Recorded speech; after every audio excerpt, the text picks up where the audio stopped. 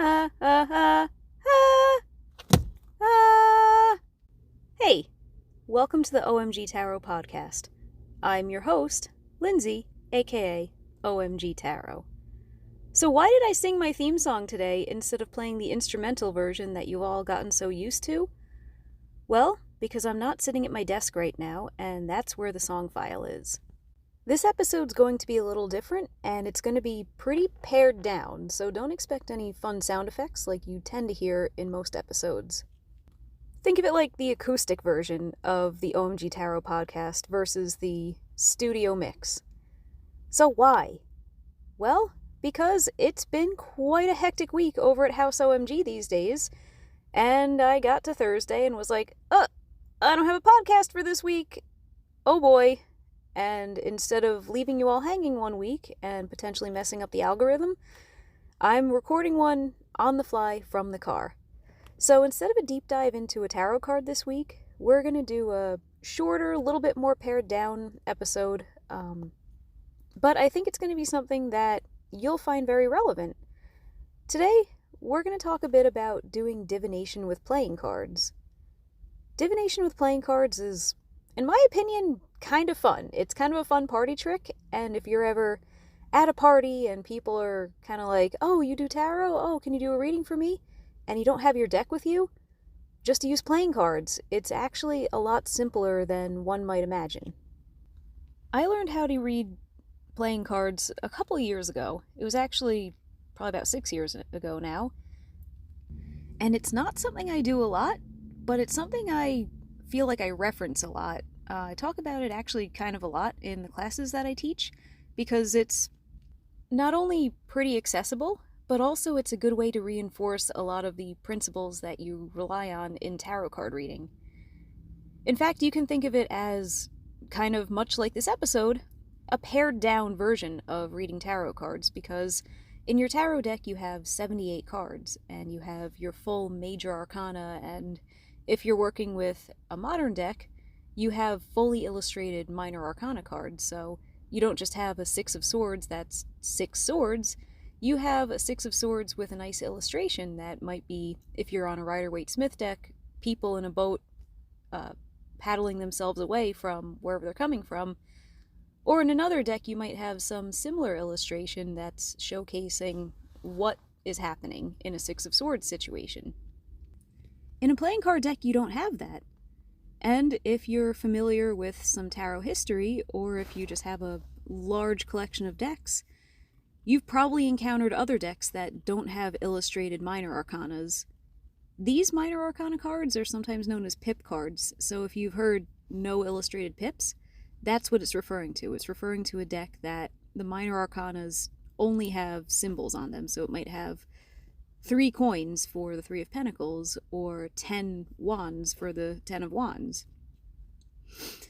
Marseille decks are like this, and decks with no illustrated pips are direct descendants of Marseille-style decks, and in some cases they're modern reprints of Marseille-style decks. So when I say a Marseille-style deck, I'm referring to kind of the forerunners of the Rider-Waite-Smith deck.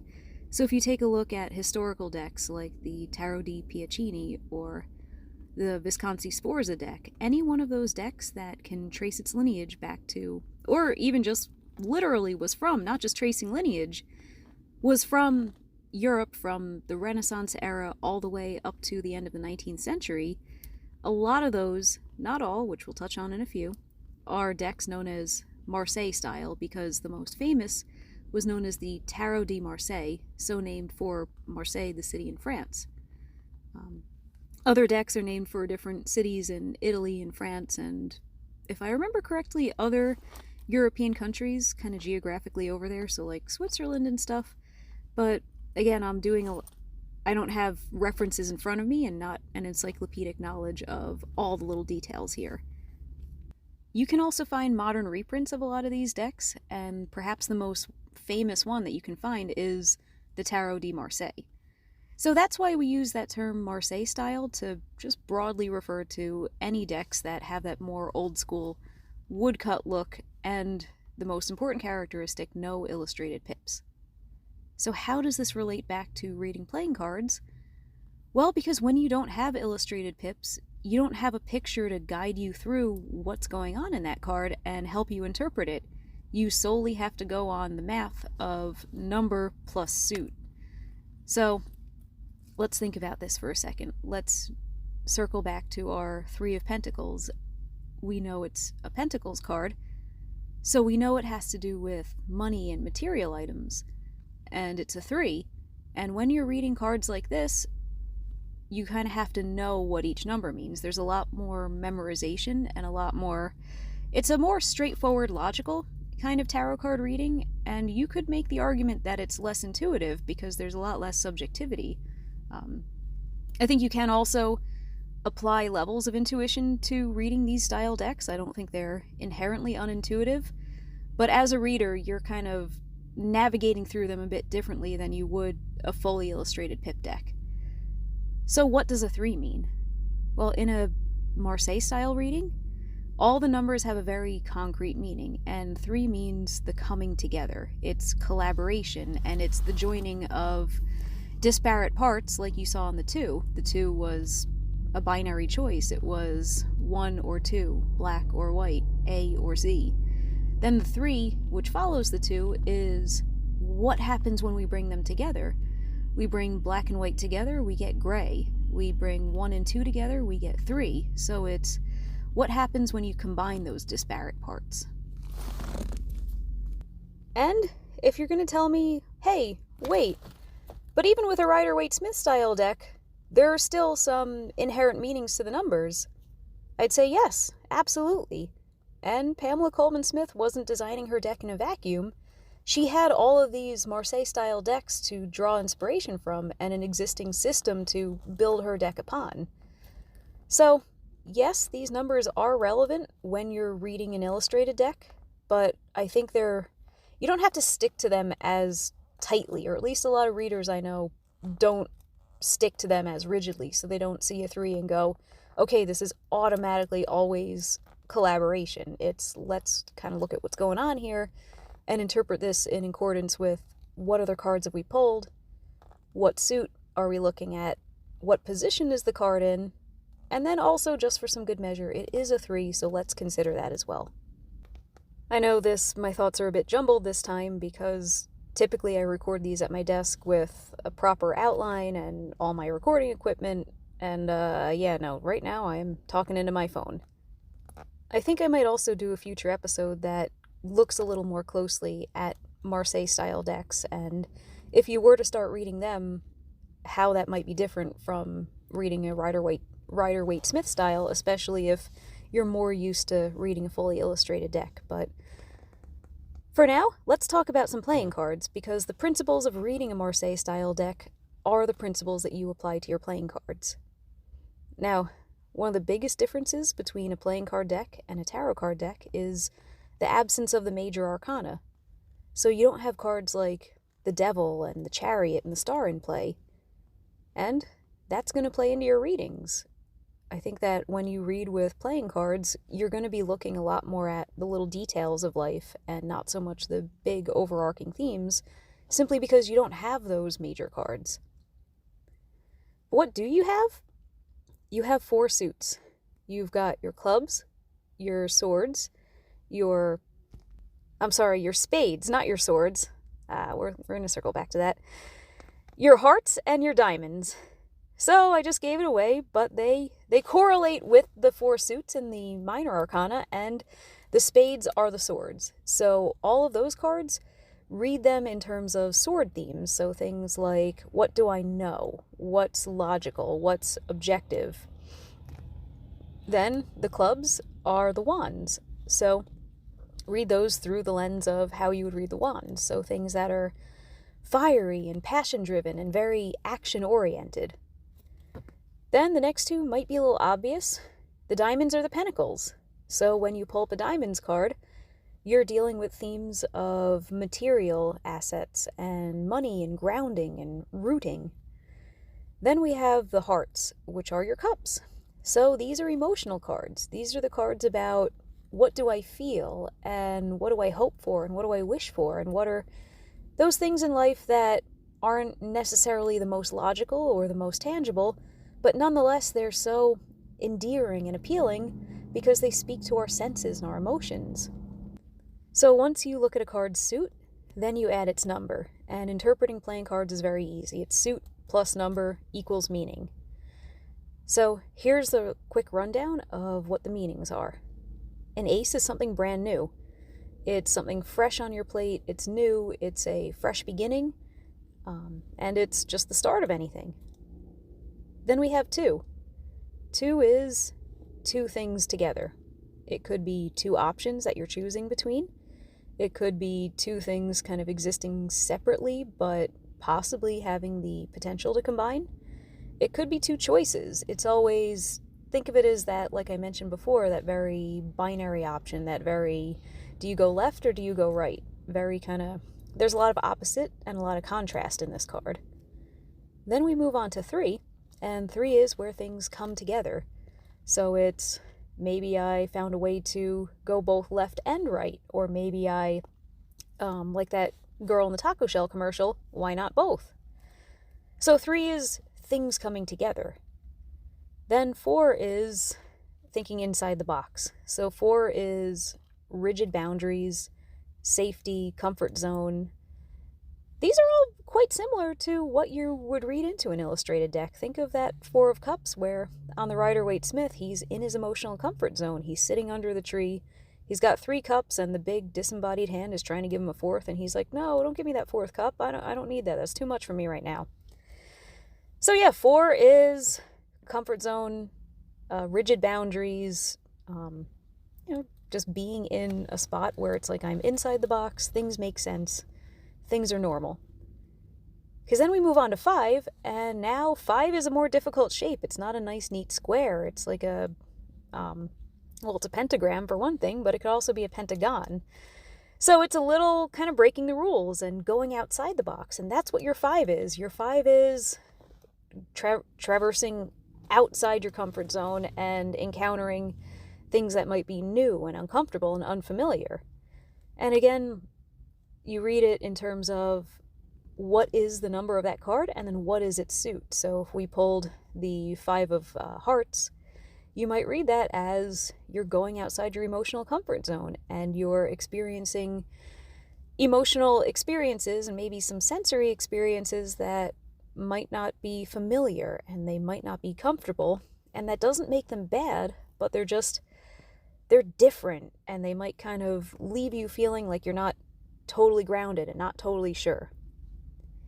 But then we have 6, and 6 is where things go right again. 6 is balanced, and on a lot of decks, be it a Marseille style deck or a playing card deck, you see the 6 lined up in just nice, neat rows. And 6 is predictability, and 6 is, after we've stepped outside our comfort zone, things are making sense again, and things are in harmony and in balance. And think about, say, the 6 of diamonds. On your Rider-Waite-Smith deck, we've got the guy, and he's giving out the coins to the less fortunate people, and he's got the scales in his hand. Your 6 of diamonds is that same energy. It's balance in terms of who has the assets and who has what they need. So, but then we have 7, and once again, just like we jumped from 4 to 5 of predictability and boundaries to outside your comfort zone, 6 to 7 is a little similar. If 6 is things are balanced and things are making sense, 7 is, all right, things are kind of challenging me more. It's hopes, it's fears. 7's got kind of high stakes. 7 is, all right, this is maybe a little aspirational, maybe kind of scary, but the ante is up now. And let's say we've got our 7 of clubs. It's, all right, are you going to act? Are you going to do or die? Because you're being called to action here. You can't just sit by idly. This is a 7 of wands moment or a 7 of clubs moment. It is, what are you going to do? Well, then we have 8. But actually first, and see, this is why it's kind of difficult to not be recording a podcast at your computer with a nice software where you can edit and move things around. I also kind of forgot to mention, 7 also has this tinge of desire to it. So it's not just what are you going to do, it's why do you want to do it. It's You've kind of got all that pent-up bottled energy in you, and it's like, yeah, how are you going to unleash that? Think about your Seven of Hearts, aka Seven of Cups, all these emotional desires in you, or your Seven of Diamonds, aka Seven of Pentacles. You've really been socking all this money and assets and all that good stuff away. You're itching to use it, aren't you? You just went to the Toyota dealership and test drove a very pretty car that is a little out of your price range, but you really, really love it. And you might just shut up and buy it because you deserve it. And you have not gotten a new car in 12 years. And, yeah, you're kind of at that point in your life, aren't you? All right, so now we have 8. And what is an 8? 8s are bigger picture scenarios that there's some element of control and lack of it. So not in a necessarily bad way either, just kind of more of like you against the world. Think of like that literary narrative theme of like person against society or person against nature. It's really big picture stuff that's like, how are you navigating that? What scares you? What drives you? And what are the limitations you're up against? Think about, say, our 8 of Spades, also known as our 8 of Swords. She's limited by what she doesn't know and all the information that she can't see, because this is the one where the lady is blindfolded and tied up to the sword, and there's all those other swords around her, and there's just swords everywhere that she can't see. That's a big limitation on what she can do, because it's a limitation on what she knows. Similarly, our 8 of Hearts, aka 8 of Cups, he's driven to leave a lot of things behind, his emotional experiences as he ascends that hill, but those are always going to be with him. He's going to bear those emotional scars for his whole life, and what's he going to do? It doesn't mean they define him, but he can't just erase them. They're part of his story. Then a 9 is reaching your goal, or at least getting pretty much all the way there. 9 is completion, but not quite the epilogue of the story. So our 9 of Clubs, 9 of Wands, is, yeah, we've been taking on a lot, and we've got things to show for it, but yeah, we've completed the goal. We're here. We've reached the finish line. Then 10 is the ultimate ending. It's the epilogue of the story. It's what happened next. It's completion. So 10 of Spades, 10 of Swords is, all right, I have all the information now. There is nothing more to see, nothing more to understand, just now what? So that's really the quick and dirty on your ace through 10 in your playing cards. And we might come back to this topic in a video one day, or maybe in a blog post. I've got some cool plans for OMG Tarot moving forward. But before we finish out, let's also look at the face cards, because in your playing card deck, you don't have 4 per suit, you have 3. You've got the Jack, the Queen, and the King. So some readers just drop the page and they're like, well, we've got the Knight, the Queen, and the King. Others kind of just combine the meaning of the page and the Knight into the Jack. That's kind of the approach I take more so, because I think that pages and Knights have some crossover anyway, in the sense that they're not as mature as the Queens and Kings, and they're still kind of having new experiences. It's just the page is a little more basic and a little more fundamental, versus the Knight is a little more projective energy and a little bit more going after things on their own accord. But for argument's sake, let's take a look at the Jack. Let's read that through that lens of figuring things out, youthful, pursuing things. Take that page/Knight energy and apply it to the suit that we're in. So if we're playing with the Jack of Diamonds, think Knight of Pentacles. If we're playing with the Jack of Swords, or derp, Jack of Spades, think Knight of Swords. So just apply that energy over there. And just like in your tarot card deck, your face cards are people. So they might be literal people, or they might be you and who are you in this scenario. So depending on the question you ask or anything else about your reading, you might pull up a face card and be like, oh, this is kind of who I am in this. This is what I'm doing here. Or it might be, yeah, that's a key player in this situation. So that's your Jack. Then your Queen and your King are exactly who they are in your tarot deck. So your Queen is magnetic, and she pulls inward, and she's kind of the internalizer, while your King is projective, and he's the externalizer. So you apply that energy with the suit that you're in. So your King of Clubs is your King of Wands, so he projects charisma, and he projects creativity and confidence and all sorts of bombastic things that start with the letter C. Your Queen of Hearts is your Queen of Cups, so she pulls sensual and sensory experiences inward. She's kind of an almost like Aphrodite-like figure, but she's also a very good listener because she's pulling emotions inward, namely your emotions, or emotions of whoever else is sitting across from her and interacting with her. So she's kind of the therapist over here. So yeah, I know that's really the lowdown on reading with playing cards. So I suggest you try it. Why not? Personally, I don't do it a whole ton because I like a proper tarot card deck. I like a major arcana. I mean, the major arcana is pretty great. I love it. That's why this podcast has been about it so far. But the playing cards are something cool, and they're something different, and when you don't have your deck handy but you want to do a reading, they can really come in clutch. So I think that's about me for now. Yeah. That's, thank you for listening to the unedited, unenhanced, no sound effects, studio recording version of the OMG Tarot podcast. And don't worry, next week we're going to be back with real music, real sound effects, perhaps a better microphone. But yeah, that's next. Oh wait, no, next week is Thanksgiving. Wait, no, it's not. All right. No episode on Thanksgiving. Yes, episode next week. We'll talk soon. As always, if you want to hit me up, I'm on Instagram at its_OMG_tarot. All right, catch you later. Bye-bye.